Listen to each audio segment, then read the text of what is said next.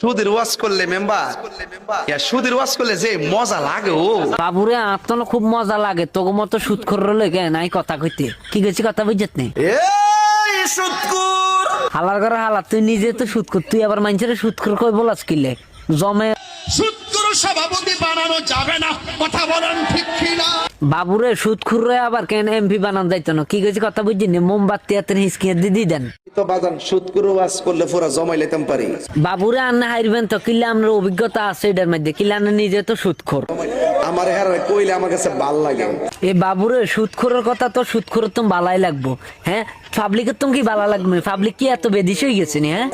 এই সুদের কারণে গ্রামের সমাজের গরিব আরো গরিব হইছে। এই গ্রামের মানুষ তোকে কারণে যে গরিব হয়েছে তোরা যে পরিমাণে সুদের ব্যবসা জড়াই দিছ তোকে কারণে যে গ্রামের মানুষ কেন ফকির নিয়ে গেছে কি গেছে কথা বুঝছো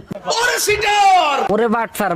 ঘরে বাটফার তোকে কারণে যে সুদের ব্যবসা কেন জাকজমট ব্যবসা চলে সুদ কিন্তু মহিলারাও খায়, সুদ কিন্তু অন আলেমরাও খায় যেমন তাইরি হুজুরে এখন কেন সুদ খায় হ্যাঁ টেহা লাগা লাগা আর তাইরি হুজুর মহিলা করে লাগায় মানে ওই সুদের উপরে টিয়া লাগায় আর বুঝছেন মহিলা উপর সুদ আছে রে হ আছে সুদ আছে এখন তো মহিলারাও লাগা। ভাই মহিলারা কোনায় লাগায় কি লাগা মানে একটু ব্যাখ্যা দেন নাকি সুদের উপরে টিয়া লাগায় আমি মনে হচ্ছে কে জানে আপনারা লাগা নাই সুদকুর আছে হ সুদখোর আছে তো আপনারা জানেন না আপনি নিজে তো একজন সুদখোর সুদের ওয়াজ করতে আমার যে মজা লাগে।